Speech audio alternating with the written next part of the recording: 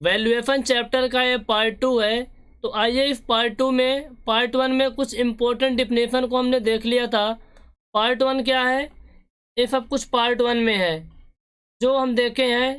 कौन कौन सी डिफिनेशन देख चुके थे पार्ट 1 में, आप लोग पढ़े हैं ना पहले वाले पार्ट 1 को। ग्राफ इनकम क्या होता है, नेट इनकम क्या होता है ना, आउट गोइंग्स क्या होते हैं, और आउट गोइंग्स में भी कुछ टॉपिक थे उनको हम डिस्कस कर लिए हैं। तो आज जो देखने वाले हैं ये है आपका पार्ट 2, और पार्ट 2 में जो डिफिनेशन है ये भी बहुत इंपॉर्टेंट है, वेरी वेरी इंपॉर्टेंट डिफिनेशन है। आप एसएससी जेईई का पेपर उठा के देखना, यहाँ से बहुत सारे क्वेश्चन पूछे गए हैं। Scrap value, salvage value and market value, ये जो 3 डिफिनेशन है ना, ये तो मान लीजिए 5 स्टार डिफिनेशन है। इसके अलावा भी डिफिनेशन इंपॉर्टेंट है लेकिन ये बहुत ज़्यादा है। तो चलिए स्क्रैप वैल्यू क्या होती है, स्क्रैप वैल्यू क्या होती है समझते हैं थोड़ा सा क्या होता है स्क्रैप वैल्यू। आपने कोई बिल्डिंग बनाया, आपने कोई बिल्डिंग बनाई और उस बिल्डिंग की कीमत मान लीजिए थी, बनाने के बाद जो टोटल पैसा लगा उसे क्या बोलते हैं, कास्ट। वो मान लीजिए 40 लाख रुपए था। कितना था, 40 लाख रुपए था। और उस बिल्डिंग की जो यूटिलिटी पीरियड थी, यानी लाइफ डिजाइन लाइफ था, यानी जो उस बिल्डिंग का डिजाइन लाइफ है वो कितना था, केवल 80 ईयर था।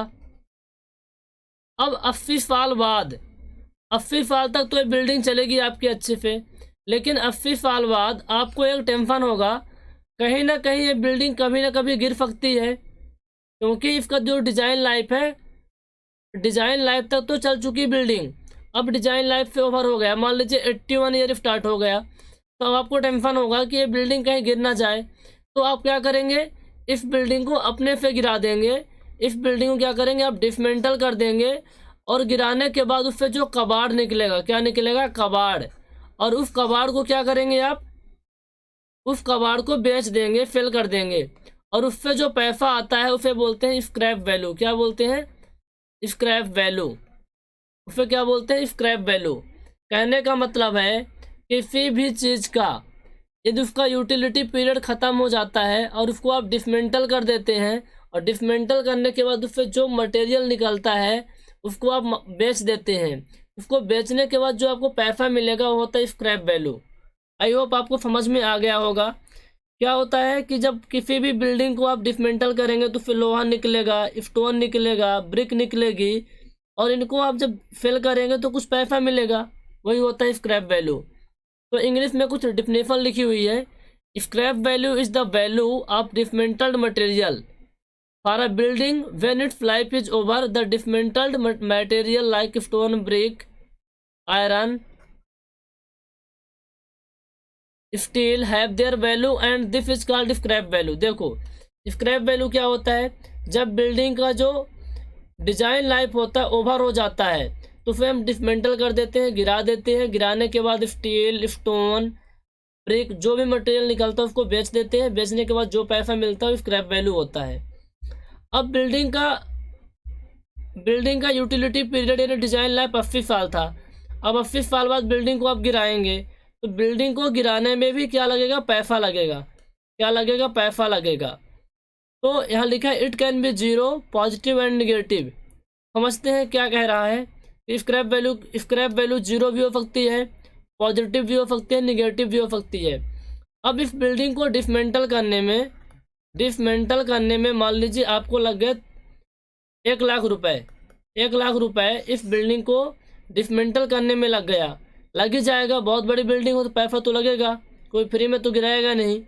तो आप उसको गिरवाएं तो आपको 1 लाख रुपए लग गया। अब उससे जो कबाड़ निकला, उस कबाड़ को आपने बेचा, वो भी 1 लाख रुपए का था। कितने का था, 1 लाख रुपए का था। तो जितना आपका पैसा लगा उतना ही मिला, तो कितना हो जाएगा, स्क्रैप वैल्यू क्या हो जाएगी, जीरो हो जाएगी। स्क्रैप वैल्यू क्या हो जाएगी, जीरो हो जाएगी। मतलब जितना आपको पैसा मिला उस कबाड़ को बेचने में, उतना पैसा तो आप उस बिल्डिंग को गिराने में लगा दिए, तो स्क्रैप वैल्यू क्या होगी, जीरो होगी। लेकिन आपको 1 लाख पैसा लगा गिराने में, डिसमेंटल करने में, और उसको बेचने के बाद मान लीजिए आपको 1.5 लाख रुपए मिलते हैं, तो इसमें 50,000 रुपये तो आपके क्या होगा, स्क्रैप वैल्यू होगा। तो यहाँ पर वैल्यू पॉजिटिव होगी। लेकिन मान लीजिए 1 लाख रुपए लगा उसको गिराने में बिल्डिंग को, और अब उसको आप 40,000 रुपये में बेच रहे हो, 40,000 रुपये में बेच रहे हो उसके कबाड़ को, तो वहाँ वैल्यू क्या होगी, निगेटिव होगी। इसलिए यहाँ लिखा हुआ है कि it can be zero, positive and negative. If definition को अपने लैंग्वेज में अच्छे से लिख लीजिए। साल्वेज वैल्यू क्या होता है, समझते हैं साल्वेज वैल्यू क्या होती है। ठीक उसी तर्ज पे जैसे पहले हम स्क्रैप वैल्यू को समझे हैं, ठीक उसी तरीके से मान लीजिए कोई बिल्डिंग के रिस्पेक्ट में हम बात कर रहे हैं। कोई बिल्डिंग है, उस बिल्डिंग का यूटिलिटी पीरियड 80 ईयर है, कितना है, 80 साल है। तो 80 साल तक अपने बिल्डिंग को अच्छे से यूज किया।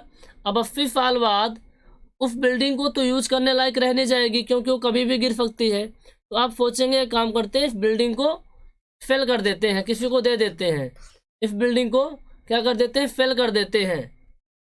फिर वो जो लेगा उसका जो मन होगा वो करता रहेगा। आपने बिल्डिंग को फेल कर दिया, मतलब बिना गिराए ये आपकी बिल्डिंग थी, इस बिल्डिंग को आपने फेल कर दिया, तो कुछ ना कुछ आपको पैसा मिलेगा। वो जो पैसा होता है, उस बिल्डिंग की जो वैल्यू होती है उसे बोलते हैं salvage value. It is the value at the end of utility period without being dismantled. मतलब क्या है, यूटिलिटी पीरियड ख़त्म होने के बाद, है ना, यूटिलिटी पीरियड के अंत में उस बिल्डिंग को बिना डिसमेंटल किए आप किसी को बेच देते हैं, खड़ी बिल्डिंग को आप किसी को दे देते हैं, तो उसकी जो वैल्यू होगी वो क्या होगी, साल्वेज वैल्यू होगी। ये हमेशा पॉजिटिव होती है, क्योंकि कुछ ना कुछ तो पैसा मिलेगा, फ्री में तो आप देंगे नहीं, कुछ ना कुछ मिलेगा और आपको कुछ लगेगा थोड़ी, उसमें आपको कुछ लगेगा नहीं, आपको पैसा ऊपर से मिलने वाला है, तो वैल्यू क्या होगी इसकी, पॉजिटिव वैल्यू होगी। तो साल्वेज वैल्यू और स्क्रैप वैल्यू में यही डिफरेंस है कि साल्वेज वैल्यू में क्या होता है, बिल्डिंग को बिना गिराए, बिना डिसमेंटल किए हम क्या करते हैं, किसी को दे देते हैं, है ना, किसी को दे दें, फिर बिल्डिंग को बिना गिराए उसकी जो कीमत है, उसकी जो वैल्यू है वो साल्वेज वैल्यू होती है। गिराने के बाद उसके कबाड़ को बेचने से जो वैल्यू मिलती है वो स्क्रैप वैल्यू होती है। ठीक है, मार्केट वैल्यू क्या होती है, देखो मार्केट वैल्यू क्या होती है। मान लीजिए आपने कोई बिल्डिंग बनाई, आपने कोई बिल्डिंग बनाई और उस बिल्डिंग को आप ओपन मार्केट में ले जाते हैं। कहाँ ले जाते हैं, ओपन मार्केट में बिल्डिंग को लेके आ जाएंगे, ओपन मार्केट में उसको बेचना चाहते हैं। तो बहुत से लोग उस बिल्डिंग को खरीदने आएंगे, बहुत से लोग उस बिल्डिंग को खरीदने आएंगे और अलग अलग प्राइस देंगे। तो जो आपको मैक्सिमम प्राइस मिलती है उस बिल्डिंग के, कितनी, जो मैक्सिमम प्राइस मिलती है वही होता है मार्केट वैल्यू। समझ रहे हैं, मान लीजिए आपने कुछ भी बनाया, आपने कोई मशीन बनाई, और उस मशीन को आप क्या कर रहे हैं, सेल कर रहे हैं ओपन मार्केट में, यानी बहुत सारे लोग उसको ले रहे हैं उस मशीन को। तो उस मशीन की सबसे ज़्यादा पैसा कौन दे रहा है, वही उसकी मार्केट वैल्यू होगी। क्या होगी, मार्केट वैल्यू होगी। तो आइए डिफिनेशन को देखते हैं। The market value of the property is the amount which can be obtained at particular time from the open market when this property is put for sale. जब उस प्रॉपर्टी लाइक कुछ भी हो सकता है, मशीन हो सकती है, आपका बिल्डिंग हो सकता है, आपकी ज़मीन हो सकती है, कुछ भी हो सकता है। तो आप जब सेल करने के लिए ओपन मार्केट में रखते हैं तो उसकी जो मैक्सिमम प्राइस होती है that is called market value.